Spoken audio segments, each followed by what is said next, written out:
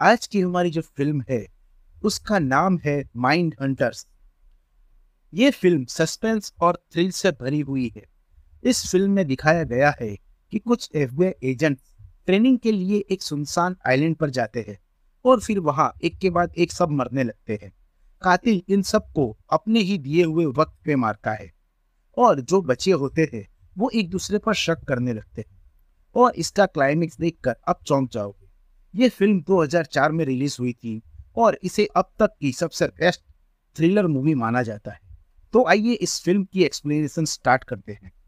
Film की शुरुआत में हम दो एफबीआई एजेंट्स को देखते हैं। इनके नाम है जेडी रेंस्टन और सारा, जो कि दो लड़कियों को ढूंढते हुए एक केस के सिलसिले में एक घर में जाते हैं। पर वहां उन्हें सब कुछ नॉर्मल लगता है और वो वहां से जाने लगते हैं। तभी एक लड़की की चीखने की आवाज आती है और वो दोनों दरवाजा तोड़कर घर के अंदर जाते हैं। वहां उन्हें वो लड़कियां मिल जाती हैं, पर तभी सारा पर कातिल हमला कर देता है और सारा उसमें मारी जाती है। और दूसरा एफबीआई एजेंट जिसका नाम जेडी रेंस्टन है, वो उस कातिल को गोली चलाकर मार देता है। और अब हम देखते हैं कि ये सब एक सेटअप है। ये एक तरह की रियल टाइम इन्वेस्टिगेशन की ट्रेनिंग चल रही है। अब हम जैक हैरिस को देखते हैं। ये एक ट्रेनर है जो नए एफबीआई एजेंट्स को ट्रेन करता है। वो इन दो एफबीआई एजेंट से खुश नहीं होता क्योंकि इन दोनों ने ट्रेनिंग के दौरान बहुत सी गलतियां की थी और इसकी वजह से इन लोगों की जान भी जा सकती है रियल केसेस में। अगले सीन में हम कुछ और नए एफबीआई एजेंट्स को भी देखते हैं जिनकी ट्रेनिंग अभी बाकी है। वो ट्रेनर जैक उन्हें ओनेगा आइलैंड जाने को कहता है, जहां हर एक को एक रियल टाइम इन्वेस्टिगेशन दी जाएगी और उन्हें वो दिए गए वक्त में क्लोज करनी होगी। अब हम सभी नए एजेंट्स को क्लब में देखते हैं। वहां हम सबके नाम जान पाते हैं। ये है निकोल, रैफ, बॉबी, लूकस और विंस। और जेडी रेंस्टन और सारा से तो हम पहले ही मिल चुके हैं। विंस हैंडीकैप है, इसीलिए वो व्हील चेयर यूज करता है। अब सारा और विंस बात करते हैं। विंस कहता है कि उसने जैक की रिपोर्ट देखी है। वो दोनों मतलब कि सारा और विंस कभी प्रोफाइलर नहीं बन पाएंगे। एफबीआई प्रोफाइलर वो इंसान होता है जो किसी अपराधी की मनोवैज्ञानिक, व्यवहारिक और कानूनी प्रोफाइल प्राप्त करने के लिए एफबीआई के लिए आपराधिक मामलों का विश्लेषण करता है। अगले सीन में हम जैक और सभी को हेलीकॉप्टर से ओनेगा आइलैंड जाते हुए देखते हैं। जैक वहां सभी से गेब नाम के एक डिटेक्टिव से इंट्रोड्यूस करवाता है। वो जैक को नए एफबीआई एजेंट्स को ट्रेन करते हुए देखना चाहता था, इसीलिए गेब भी आइलैंड पर जाता है। ये सब आइलैंड पर उतरते हैं और उस जगह जाते हैं जहां इनकी ट्रेनिंग होनी है। वहां जैक इन्हें बताता है कि ये जगह नेवी की है और साल में एक आध बार नेवी हमें ये जगह ट्रेनिंग करने के लिए देती है।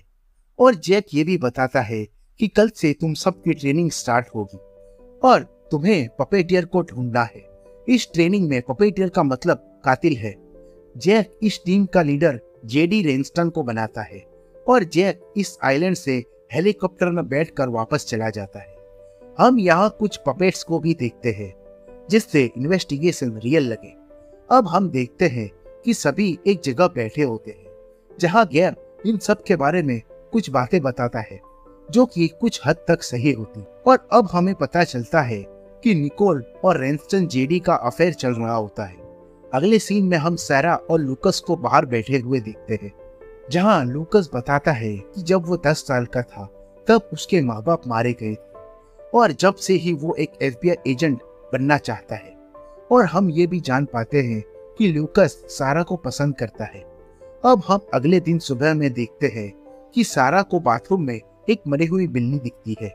वो उसे देखकर डर जाती है और सब उसके पास आते हैं और रेंस्टन बिल्ली के मुंह से एक घड़ी निकालता है जिसमें 10 बजे होते हैं। मतलब कि इनकी इन्वेस्टिगेशन शुरू हो चुकी है और अब ये लोग अलग अलग टीम बनाकर पपेटियर को ढूंढने निकलते हैं। तभी विंस को एक रेस्टोरेंट में एक लड़की मतलब कि एक पपेट लटकी हुई मिलती है। अब सब लोग उस रेस्टोरेंट में आ जाते हैं। वो सभी अपना अपना काम शुरू करते हैं और तभी एक अलार्म बजता है तो रेनस्टन उसे बंद कर देता है, पर वो एक ट्रैप होता है और वो ट्रैप आगे बढ़ते रहता है। उस ट्रैप की वजह से एक लिक्विड नाइट्रोजन की बोतल नीचे गिरती है और उसका सारा गैस रेनस्टन के पैर पर आकर गिरता है, जिसकी वजह से उसके पैर और धीरे धीरे पूरा शरीर जमने लगता है और वो मारा जाता है। दरअसल वो गैस नाइट्रोजन लिक्विड होता है जिस पर कातिल ने हीलियम का टैग लगा दिया था। और सारा देखती है कि अभी 10 बजे है और जो घड़ी उन्हें मिली थी उस बिल्ली के मुंह से, उसमें भी 10 ही बजे थे। सभी बहुत घबरा जाते हैं क्योंकि ट्रेनिंग के दौरान एक एजेंट की सच में जान जा चुकी थी और अब यहाँ पर किसी तरह का कोई कम्युनिकेशन भी काम नहीं करता है। निकोल कहती है कि रेनस्टन को किसी ने जानबूझकर मारा है। तभी गेब देखता है कि पूल टेबल पर एक और घड़ी रखी हुई है जिसमें 12 बजे है। अब सभी बोट से आइलैंड से जाने की कोशिश करते हैं, पर बोट में ब्लास्ट हो जाता है और सब पानी में गिर जाते हैं। ल्यूकस सारा को पानी से बाहर निकालता है क्योंकि सारा को पानी से डर लगता है और अब सब और ज्यादा घबरा जाते हैं। इन सब को लगता है कि जैक ये सब कर रहा है और वो आइलैंड पर वापस आ चुका है और ल्यूकस सबसे आगे होने की वजह से उसे ज्यादा चोट लगी होती है। अब विंस जो कि एक हैंडीकैप है वो अपनी गन निकाल लेता है और सब हैरान होते हैं क्योंकि इस आइलैंड पर ट्रेनिंग के दौरान गन लाना मना होता है। और अब FBI के हथियारों के रूम का ताला तोड़कर सब एक एक गन अपने पास रख लेते हैं और कुछ तहकीकात भी करते हैं जिससे इन्हें पता चले कि आइलैंड पर इनके अलावा कोई और भी है कि नहीं। अब ये कंफर्म हो गया था कि आइलैंड पर इन लोगों के अलावा कोई और नहीं था। अब सारा लूकस के जख्मों पे दवाई लगा रही होती है। तब लूकस सारा को प्रपोज कर देता है और वो भी मान जाती है। अगले सीन में हम देखते हैं कि सब कॉफी पीते हुए ये मर्डर किसने किया इस बात को डिस्कस कर रहे होते हैं और एक दूसरे पर शक करते रहते हैं। तभी ल्यूकस गेब के कमरे से एक फाइल लेकर आता है जिसमें इस आइलैंड के नक्शे बने होते हैं और अब सब गेब पर शक करने लगते हैं। पर तभी एक एक करके सब बेहोश हो जाते हैं। जब ये बेहोश होते हैं तब 12 बजने वाले होते हैं। कुछ घंटों के बाद सबको होश आने लगता है और वो गेब को हथकड़ी पहना देते हैं। तब गेब कहता है कि तुम सब ने कॉफी पी और कॉफी में कुछ था। और कॉफी किसने बनाई? यह कॉफी रेफ ने बनाई थी और जब उसको उठाते हैं तो वो भी मर चुका था और उसकी बॉडी में खून का एक कतरा भी नहीं, सारा खून निकाल लिया होता है। और हम देखते हैं कि उस खून से एक जगह पर बहुत से नंबर्स लिखे गए होते हैं और वहां पर 2 घड़ी टंगी होती है जिसमें 6 बजे होते हैं। और जब ये लोग गेब से पूछताछ करते हैं तो गेब कहता है कि मैं यहाँ जैक पर इन्वेस्टिगेशन करने आया था क्योंकि खबर मिली थी कि जैक तुम ट्रेनीज के साथ बहुत सख्त व्यवहार करता है। और दूसरी ओर अब सारा उन नंबर्स को डिकोड करने की कोशिश करती है तो इन्हें पता चलता है कि इन नंबर्स में लाइट की स्पीड भी लिखी हुई है, जिससे सारा उस कमरे की सारी लाइट्स बंद कर देती है क्योंकि उसे लगता है कि अगला मर्डर इलेक्ट्रिसिटी से जुड़ा हो सकता है। और 6 बजने वाले होते हैं और गेब जिस कमरे में कैद किया गया था विंस उस पर नजर रखा होता है। तभी उसे बाहर से कुछ आवाज आती है और वो जाकर चेक करने लगता है तो कुछ ट्यूबलाइट्स नीचे गिरती है। उन ट्यूबलाइट्स में से करंट बह रहा होता है। दूसरी ओर वाटर सप्लाई की पाइप भी टूट जाती है और जहां विंस होता है वहां तक पानी आ जाता है। विंस उससे बचने की कोशिश करता है। गेब उसे कहता है वो विंस की मदद कर सकता है अगर वो उसे अपनी गन दे दे तो। विंस उसे अपनी गन दे देता है जिससे वो हथकड़ी तोड़कर मैन पावर स्विच बंद करके विंस को बचा लेता है। और अब दूसरे एजेंट्स भी यहाँ पर आ जाते हैं। विंस सबसे कहता है कि गेब ने मुझे बचाया है। और जब बॉबी उस लीक पाइप का वाल बंद करने जाता है तो वो भी मारा जाता है। अब इन्हें समझ में आता है कि वो 2 घड़ियां मतलब 2 फंदे। अब ल्यूकस पे सब शक करने लगते हैं क्योंकि बॉबी को वाल बंद करने के लिए उसी ने कहा था, पर ल्यूकस कहता है कि इनमें मैं भी मर सकता था। और वो कहता है कि बोट पर जब ब्लास्ट हुआ था तब सबसे आगे मैं था, अगर मैं ये सब करता तो मैं उस वक्त आगे नहीं रहता। अगले सीन में इन सबको एक और घड़ी मिलती है जिसमें 8 बजे होते हैं और ये लोग रेफ की डेड बॉडी से सबूत इकट्ठा करने की कोशिश करते हैं रेफ की बॉडी के नाखून से एक ब्लड सैंपल मिलता है। गेब को लगता है कि ये खूनी से हाथापाई के वक्त आया होगा और सब एजेंट अपना अपना ब्लड सैंपल सारा को देते हैं जांच के लिए, ताकि ब्लड सैंपल मैच करके खूनी को पकड़ा जा सके। और रिजल्ट्स के पहले सब अपनी अपनी गन को टेबल पर रख देते हैं और रेफ की बॉडी से जो सैंपल मिलता है वो सारा का होता है। अब दूसरे एजेंट सारा को हथकड़ी पहना देते हैं और उससे पूछताछ करने लगते हैं कि अगला फंदा कहाँ है और कौन मरने वाला है, पर सारा कुछ नहीं बताती।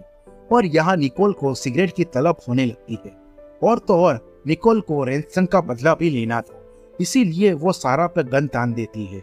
पर जब सब उसे समझाते हैं तो निकोल वहां से बाहर चली जाती है। सारा यहाँ गेब, ल्यूकस और विंस को बताने लगती है कि ये मर्डर्स ऐसे ही नहीं हो रहे हैं, ये सारे मर्डर्स पूरी प्लानिंग के साथ किए हुए हैं। और वो ये भी बताती है कि खूनी को हम सब के नेचर के बारे में पता था, जैसे कि रैनस्टन वो हमेशा सबसे आगे रहता था, रेफ कॉफी का शौकीन था और बॉबी को हम जो कहते थे वो करता था। अब हम देखते हैं कि सभी वेंडिंग मशीन्स में से ऑटोमेटिकली सिगरेट्स के पैकेट बाहर आते हैं और निकोल एक पैकेट लेकर स्मोकिंग करने लगती है। तभी सिगरेट में से एक ड्रॉप उसके जूते पर गिरता है और उसका पैर जलने लगता है और धीरे धीरे उसके हाथ से लेकर पूरा शरीर अंदर से जलने लगता है, क्योंकि उन सिगरेट्स में एसिड मिला हुआ होता है। तभी ल्यूकस और गेब भी बाहर आते हैं और उनके सामने ही निकोल तड़पते हुए पानी में गिरकर डूबकर मारी जाती है। अब इन्हें स्पीकर पर एक आवाज आती है, वो आवाज जैक हैरिस की होती है।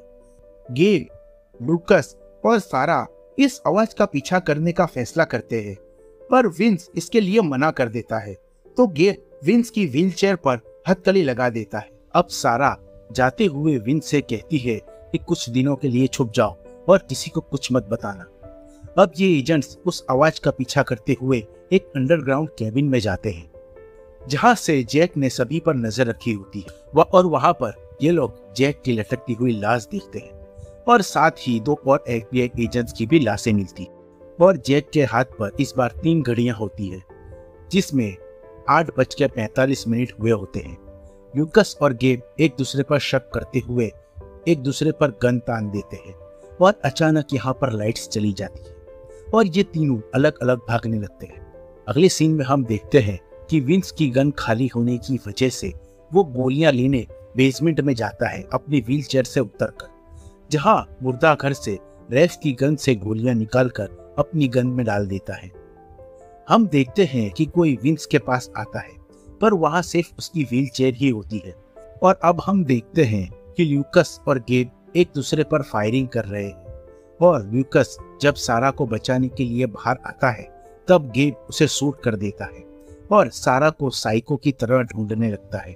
और हम विंस को देखते हैं जो कि लिफ्ट से ऊपर जा रहा होता है और तभी हम एक साए को लिफ्ट के पास आते हुए देखते हैं और जब विंस गोली चलाता है तो वो खुद ही मारा जाता है, क्योंकि उस गन में रिवर्स मैकेनिज्म सेट किया गया था। और अब सारा यहाँ आकर देखती है तो विंस उसी वक्त पे मारा गया था जो वक्त जैक की घड़ी में देखा था। अब यहाँ पर गेब भी आ जाता है, वो सारा को विंस की डेड बॉडी के पास देखकर उसे खूनी कहकर मारने लगता है और अब लूकस भी यहाँ पर आकर सारा को बचा लेता है और गेब और लूकस के बीच हाथापाई होने लगती। दोनों एक दूसरे को बहुत मारते हैं और ऊपर से नीचे गिरने की वजह से दोनों घायल हो जाते हैं और गेब को होश आता है तो सारा आकर उसे मारकर बेहोश कर देती है। और हम देखते हैं कि ल्यूकस ने बुलेट प्रूफ जैकेट पहने होने की वजह से गेब के शूट करने पर सिर्फ उसके गले पर गोली छूकर जाने की वजह से वो बच गया था। और सारा लूकस को बताती है कि खूनी वक्त का पक्का था, इसीलिए उसने दीवार पे लगी घड़ी का वक्त 15 मिनट पीछे कर दिया था और जब खूनी ने वो वक्त सही किया होगा उसके हाथ में वो पाउडर लग गया हो जो कि ब्लू लाइट में मतलब कि अल्ट्रावायलेट लाइट में चमकता है। अब सारा गेब के हाथ चेक करती है तो उसके हाथों में कोई पाउडर नहीं होता और जब सारा वो लाइट लिए पीछे मुड़ती है तो लूकस के हाथ चमकने लगते हैं। ये देखकर सारा पूरी तरह से डर जाती है। अब लूकस उसे बताता है कि उसी ने उसके माँ बाप का खून किया था बचपन में। और जब FBI के एजेंट्स वहां पर आए तो वो एजेंट्स उससे हमदर्दी दिखाने लगे, क्योंकि उसे लगा ही नहीं कि वो बच्चा 10 साल की उम्र में अपने माँ बाप का खून कर सकता है। और लूकस कहता है कि तुम सबको मारना बहुत आसान था। अब सारा वहां से बचने के लिए भागती है, पर लूकस उसे पकड़कर पानी में डुबाकर मारने लगता है। पर सारा को पानी में निकोल की लाश और उसकी गन दिखाई देती है, तो सारा मरने का नाटक करती है और लूकस को पानी में धक्का मारकर खुद भी पानी में जाकर निकोल की गन ले लेती है और लूकस भी अपनी पानी में डूबी हुई गन ले लेता है। वो दोनों पानी में एक दूसरे पर गोलियां चलाते हैं, पर दोनों में से किसी की भी गोली नहीं लगती। अब वो पानी से सिर्फ गन बाहर निकालकर एक दूसरे को बाहर आने का इंतजार करते हैं, पर दोनों ही पानी में सांस रोके रहते हैं। लूकस ज्यादा देर अपनी सांस नहीं रोक पाता और पानी से बाहर आ जाता है और सारा उसे शूट कर देती है, पर बुलेट प्रूफ जैकेट पहने होने की वजह से उसे कुछ नहीं होता और वो दोनों पानी के बाहर आ जाते हैं। अब लूकस सारा से कहने लगता है कि सारे सबूत तुम्हारी तरफ इशारा कर रहे हैं, तुम नहीं बच पाओगी। तभी वहां पर गेब आ जाता है और लूकस की घड़ी लौटाते हुए कहता है कि तुम्हारा खेल अब खत्म हो चुका है। तभी लूकस अपनी गन उठाने की कोशिश करता है और सारा उसके सर पर गोली मार देती है और वो मारा जाता है। अगले दिन सुबह सारा और गेब वहां से गुजरते हुए एक नेवी के हेलीकॉप्टर को हेल्प का इशारा करते हैं, जिससे वो आकर इन दोनों को ले जाते हैं और ये मूवी यहीं पर खत्म हो जाती है। अब आप ये सोच रहे होंगे कि लूकस ने अपने ही साथियों को क्यों मारा। तो सबसे पहले वो एक साइकोपैथ सीरियल किलर होता है और दूसरी बार जब उसने अपने माँ बाप का खून किया था तब उसे FBI पकड़ नहीं पाई थी, तो उसे ये लगने लगा था कि FBI भी उसे नहीं पकड़ पाई। इसीलिए उसने अपने ही FBI के साथियों की कमजोरियों को हथियार बनाकर उन सब का कत्ल किया। जैसे कि रेंस्टन की कमजोरी उसका ईगो, हमेशा सबसे आगे रहना। निकोल की कमजोरी सिगरेट, विंसेंट की कमजोरी उसकी गन, रेफ की कमजोरी कॉफी, सारा की कमजोरी पानी का डर। इन सब की कमजोरी का फायदा उठाकर लूकस ने यह दिखाने की कोशिश की कि ये सब हादसों की वजह से मारे जा रहे हैं। पर लास्ट में सारा और गेब उसका पर्दाफाश करके उसे मार देते हैं। फिल्म में ये बताया तो नहीं गया, पर हो सकता है उसने पहले भी कई और FBI एजेंट्स को मारा। हम आपके लिए ऐसे ही मजेदार वीडियोस लाते रहेंगे। अगर आपका प्यार और सपोर्ट मिलता रहा तो प्लीज लाइक और सब्सक्राइब करना ना भूलें। तो मिलते हैं अगली वीडियो में, तब तक के लिए goodbye and have a good time.